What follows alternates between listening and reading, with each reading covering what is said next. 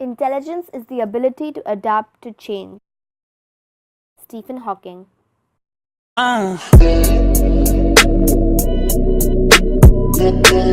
Stephen Hawking is known as a pioneering physicist, the best cosmologist ever, the guy in the chair. Probably the most famous scientist, the one who made the ALS disease popular, and the writer of The Brief History of Time, the only scientific book to spend 237 weeks on the bestseller list, the book that made science cool and interesting. Let's talk about Stephen Hawking as a baby. Stephen Hawking was born on 8th January 1942, 300 years after the death of Galileo Galilei. He was born in Oxford, England, to Mark and Isobel Hawking.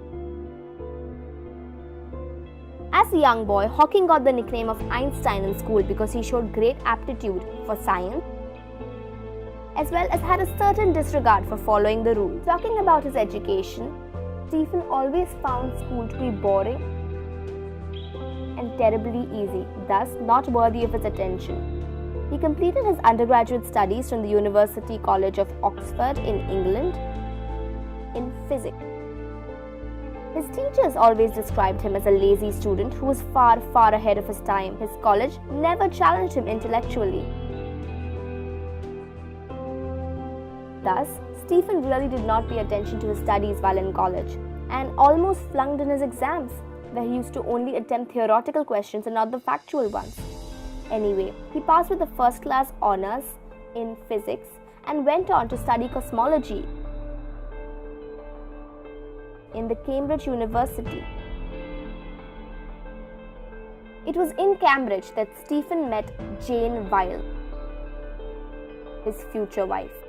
She was an art student at Cambridge. They met in 1963. They were engaged in 1964 and finally tied the knot on 14 July 1965. They had 3 children, Robert, Lucy and Timothy together.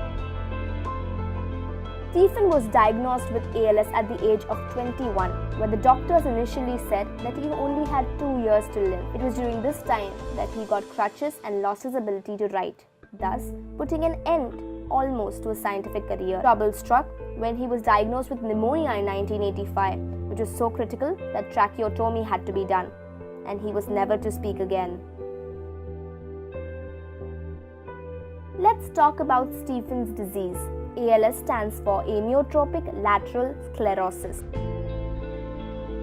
It is a motor neuron disease which causes the motor neuron cells to weaken or die. His disease gradually paralyzed him over the decades. Communication was a huge issue because of this. Stephen Hawking used a speech-generating device, which was initially operated by the help of a switch. But later, the device could read his own brain waves and generate a voice, which had an American accent.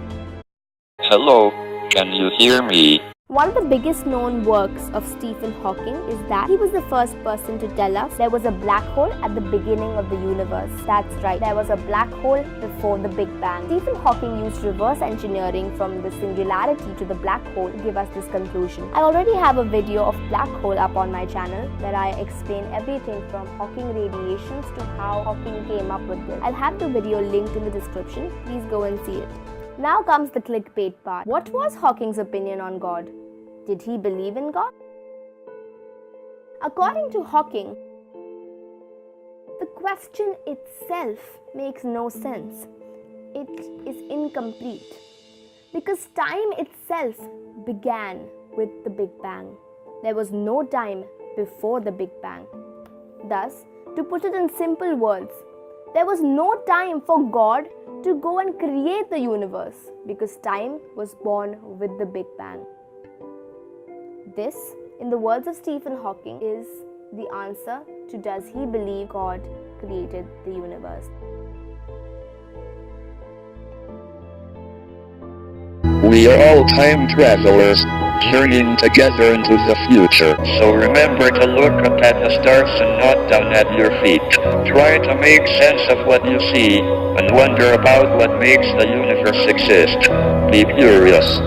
And however difficult life may seem, there is always something you can do and succeed at. The beginning of a new series on my channel called Know Your Scientist. The first episode has been about Stephen Hawking. Comment down below which scientist do you want to know about more for the second episode of this series. Also, huge shout out to Ed Hain for starting an amazing discussion in the comments of my last video about the flat earth theory. Go check it out if you haven't. It's going to be linked in the description.